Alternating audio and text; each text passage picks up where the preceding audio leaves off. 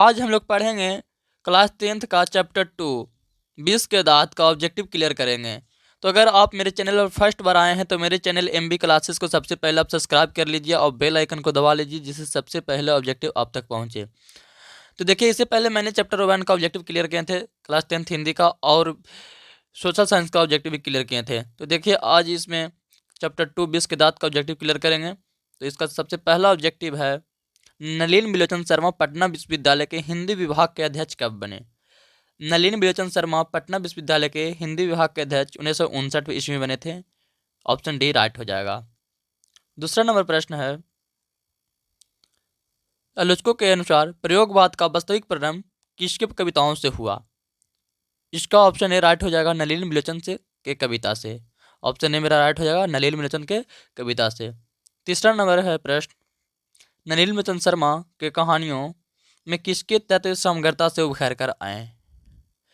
नलिन बिलोचन शर्मा के कहानियों में किसके तत्व समग्रता से उभर कर आए बाबू। तो ऑप्शन बी राइट हो जाएगा, मनोवैज्ञानिकता का।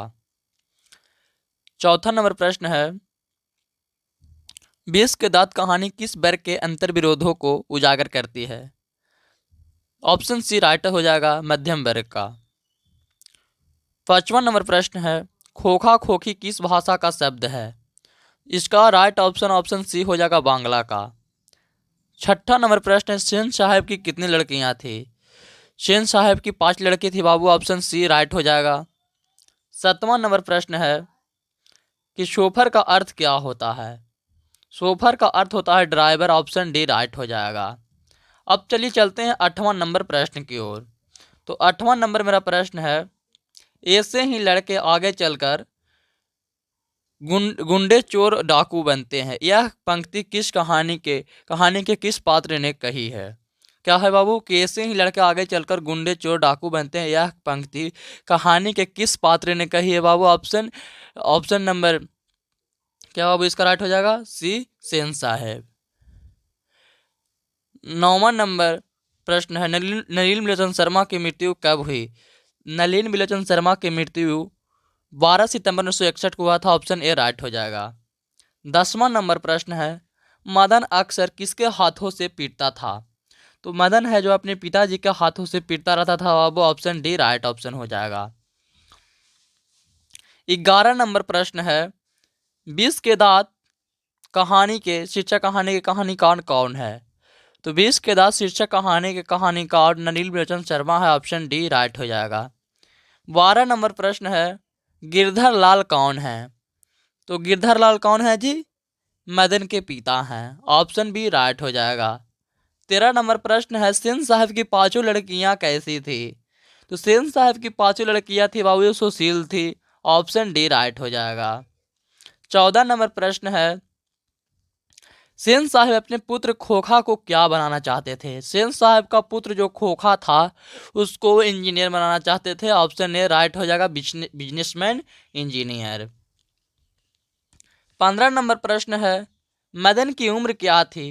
तो मदन की उम्र था जो 5-6 साल की। ऑप्शन ए राइट हो जाएगा। 16 नंबर प्रश्न है, कासू मदन के साथ किस खेल में शरीफ होना चाहता था। इसका राइट ऑप्शन हो जाएगा, ऑप्शन डी लट्टू के खेल में। 17 नंबर प्रश्न है, मदन ने कासू के कितने दांत तोड़ डाले।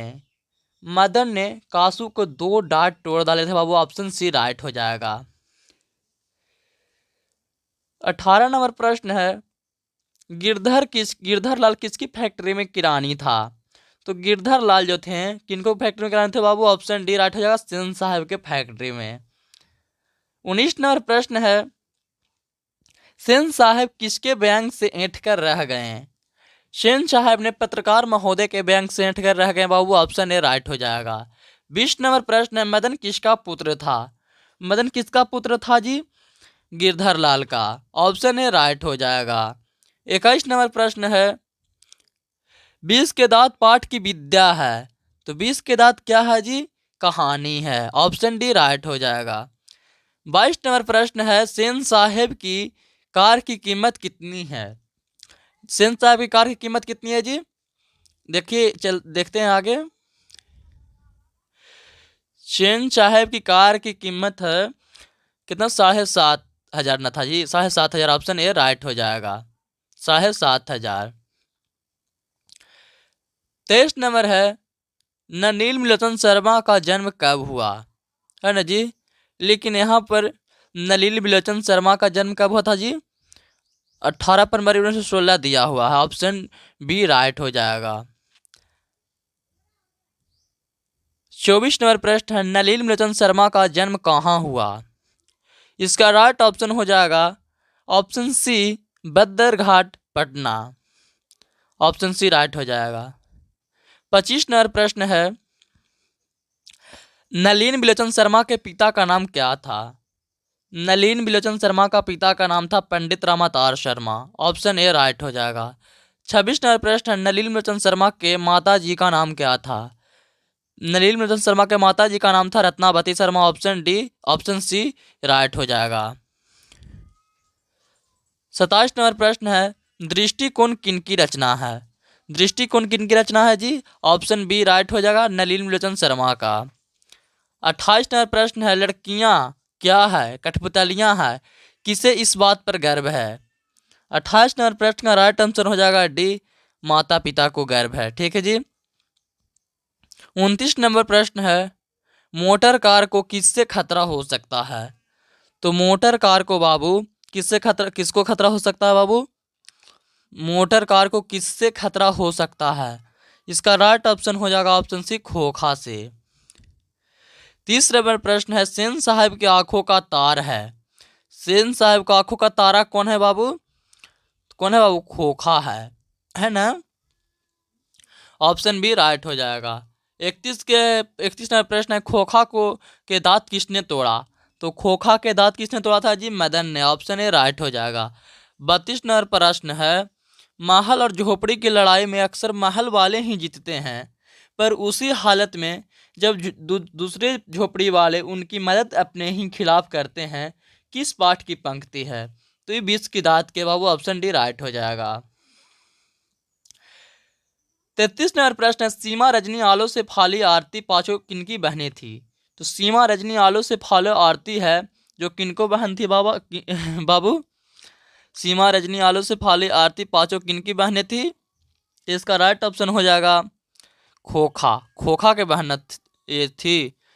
34 नंबर प्रश्न है, मैं तो खोखा को इंजीनियर बनाने जा रहा हूँ, यह कथन किसका है, तो सेन साहब के, ऑप्शन ए राइट हो जाएगा। 35 नंबर प्रश्न है कि मदन के लिए क्या खाना मामूली बात थी, तो मदन के लिए मार खाना मामूली बात थी बाबू, ऑप्शन सी राइट हो जाएगा। तो चलिए फिर मिलते हैं अगले चैप्टर में, अगले वीडियो में अगले चैप्टर के साथ, तब तक के लिए जय हिंद, और मेरे चैनल को सब्सक्राइब कर लीजिए MB क्लासेस को।